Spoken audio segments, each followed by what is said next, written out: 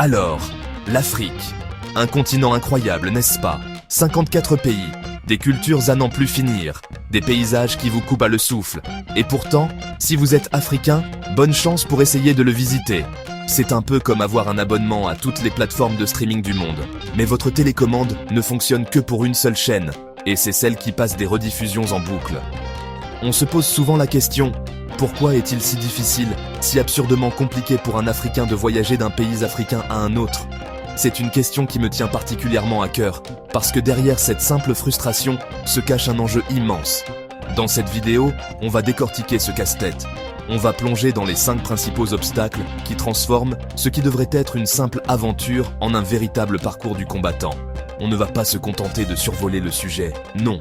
On va aller voir de près ce qui cloche, pourquoi ça cloche et pourquoi ça doit changer. Parce que, soyons honnêtes, on ne peut pas parler de l'Afrique qui se lève, de panafricanisme ou d'unité continentale si on ne peut même pas prendre un vol de Lomé à Accra sans vendre un rein ou remplir une pile de paperasse plus haute que le Kilimandjaro. L'intégration africaine, ce n'est pas juste un concept pour les discours politiques ou les sommets de l'Union africaine. Ça commence par des choses simples, la possibilité pour un étudiant ghanéen d'aller à une conférence à Dakar, pour une entrepreneure nigériane de rencontrer des partenaires à Nairobi, ou simplement pour une famille sénégalaise de passer des vacances au Rwanda. C'est en se rencontrant, en échangeant, en faisant des affaires et en partageant nos cultures qu'on bâtit un continent fort et uni. Alors, attachez vos ceintures. On va explorer ensemble pourquoi le voyage en Afrique est un tel défi et ce que cela signifie vraiment pour notre avenir commun. Commençons par le premier boss du jeu vidéo, voyager en Afrique, le visa. Pour un Africain, vouloir visiter un autre pays africain, c'est souvent s'engager dans une quête administrative digne d'un épisode d'Astérix et Obélix, à la recherche du laissez-passer A38. Vous avez besoin d'une lettre d'invitation, de 3 mois de relevé bancaire prouvant que vous n'êtes pas secrètement un milliardaire qui veut s'enfuir avec la fortune du pays, une réservation d'hôtel confirmée, que vous ne pouvez pas annuler, bien sûr, et parfois, l'acte de naissance de votre arrière-grand-mère. C'est une montagne de paperasse conçue pour vous décourager avant même d'avoir commencé. Et le pire, c'est l'incertitude. Les règles changent sans préavis, les sites web des ambassades sont rarement à jour, et trouver une information fiable, c'est comme chercher un moustique dans le noir. Frustrant, et vous finissez souvent par vous faire piquer. Le plus ironique dans tout ça, c'est le contraste flagrant avec les voyageurs non africains. Si vous arrivez avec un passeport européen ou américain, c'est souvent tapis rouge, visa à l'arrivée, welcome to Africa, enjoy your stay. On dirait que nos propres frontières sont plus accueillantes pour les étrangers que pour nos propres frères et sœurs. C'est un paradoxe douloureux. On déroule le tapis rouge pour les touristes qui viennent dépenser leur devise forte, mais on regarde avec suspicion notre voisin qui veut juste venir découvrir notre culture ou faire des affaires. Cette méfiance institutionnalisée crée des barrières invisibles mais bien réelles, qui nous empêchent de nous connecter les uns aux autres. C'est comme si on organisait une grande fête de famille, mais on demande à chaque cousin de prouver qu'il ne vient pas pour voler l'argenterie. Cette bureaucratie excessive n'est pas juste un inconvénient, c'est un frein économique et social majeur. Combien d'opportunités d'affaires sont perdues à cause d'un visa refusé ou arrivé trop tard? Combien d'échanges culturels et universitaires sont avortés? Chaque formulaire compliqué, chaque exigence déraisonnable, c'est un petit coup de couteau dans le rêve d'une Afrique intégrée. On parle de zone de libre-échange continentale. Mais comment peut-on échanger librement des marchandises si les personnes qui doivent négocier ces échanges ne peuvent même pas se déplacer librement? C'est comme construire une autoroute magnifique, mais ne donner de permis de conduire à personne. Ça a l'air bien sur le papier, mais dans la pratique, personne ne va nulle part. Maintenant, disons que par miracle, vous avez obtenu votre visa. Félicitations, vous avez vaincu le premier monstre. Le suivant s'appelle le billet d'avion. Et là, préparez votre portefeuille, parce qu'il va souffrir. Voler d'un pays africain à un autre est souvent plus cher que de voler de ce même pays vers l'Europe ou Dubaï. C'est complètement absurde. Un vol Abidjan-Dakar peut coûter plus cher qu'un vol Abidjan-Paris. C'est comme si, pour aller chez votre voisin, vous deviez faire un détour par une autre ville à des milliers de kilomètres. Ah, attendez! C'est exactement ce qui se passe. La connectivité est un cauchemar. Pour aller d'un pays à son voisin direct, il faut souvent faire une escale. Sur un autre continent. Vous voulez aller de la Gambie à la Sierra Leone? Préparez-vous peut-être à passer par Paris ou Istanbul. Je n'invente rien. Ce manque de liaison directe est le résultat d'années de politiques protectionnistes où chaque pays protège sa compagnie aérienne nationale, souvent en difficulté, au détriment d'un ciel africain ouvert. Les taxes aéroportuaires et les redevances sont parmi les plus élevées au monde, ce qui fait grimper le prix des billets à des niveaux stratosphériques. Voler en Afrique devient un luxe réservé à une élite, alors que ça devrait être un moyen de transport accessible à tous. Et même quand vous trouvez un vol direct, les infrastructures ne suivent pas toujours. Des aéroports vieillissants, des retards fréquents, un service qui laisse parfois à désirer. Tout cela s'ajoute à une expérience déjà coûteuse et compliquée. Le manque d'investissement dans des compagnies aériennes régionales fortes et compétitives et dans la modernisation des aéroports nous maintient cloués au sol. On a un continent immense, plein de potentiel, mais on est connecté par des fils d'araignées fragiles et hors de prix. Tant qu'on ne pourra pas se déplacer efficacement et à un coût raisonnable dans notre propre ciel, l'intégration africaine restera un rêve lointain, une destination avec une escale interminable. Bon, les avions sont trop chers, alors pourquoi ne pas prendre la route? Excellente idée!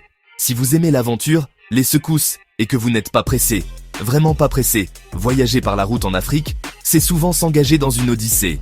Les réseaux routiers transfrontaliers sont, pour le dire poliment, inégaux. Vous pouvez rouler sur une autoroute parfaite dans un pays, et dès que vous passez la frontière, vous vous retrouvez sur une piste en terre pleine de nids de poules qui pourraient avaler une petite voiture. Les projets de grandes autoroutes transafricaines existent, sur le papier, depuis des décennies, mais leur réalisation est lente, fragmentée et souvent bloquée par le manque de financement ou de volonté politique. Le manque d'infrastructures ne se limite pas à l'état des routes.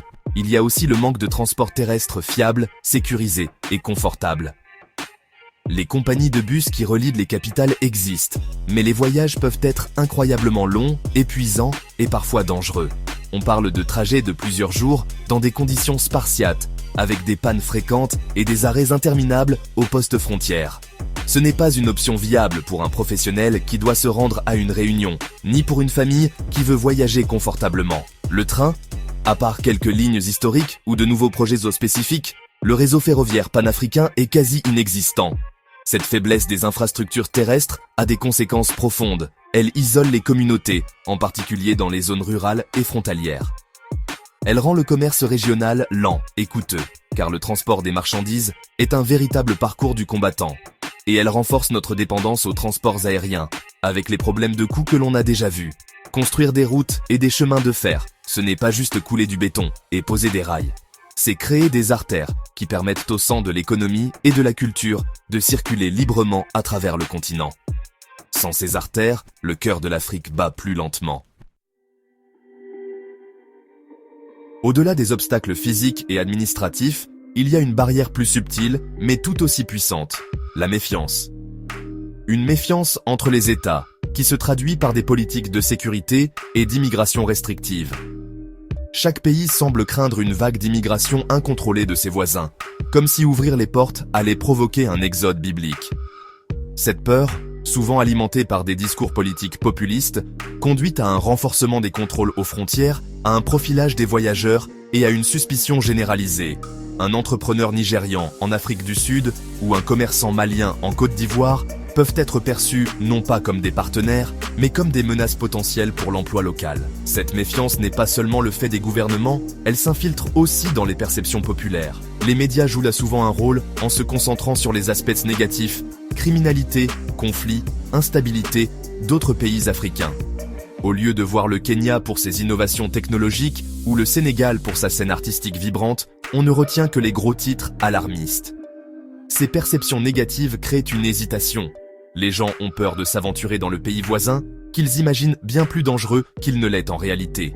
On finit par mieux connaître Paris ou Londres que Dakar ou Kigali, parce que l'image qu'on en a est plus rassurante.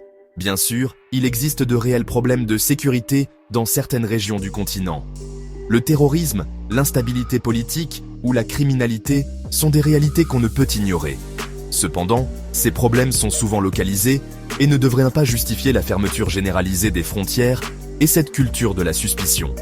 Au contraire, une plus grande coopération régionale en matière de sécurité, un partage d'informations et des patrouilles conjointes serait bien plus efficace que de traiter chaque voyageur africain comme un suspect potentiel.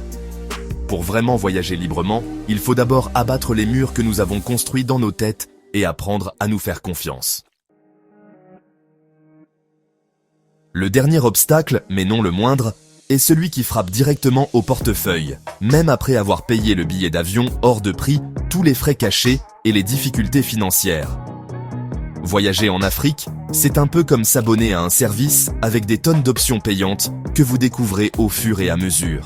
Il y a les taxes de sortie du territoire, les taxes d'entrée, les taxes de sécurité aéroportuaire, des petites sommes qui, mises bout à bout, finissent par représenter un montant conséquent.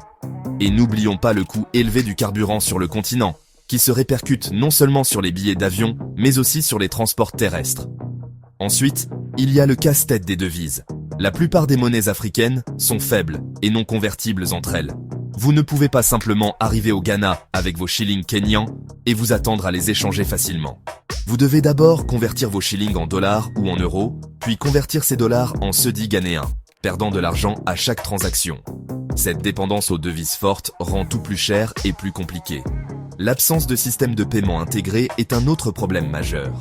Votre carte bancaire locale ou votre service de mobile monnaie ne fonctionnera probablement pas une fois la frontière passée.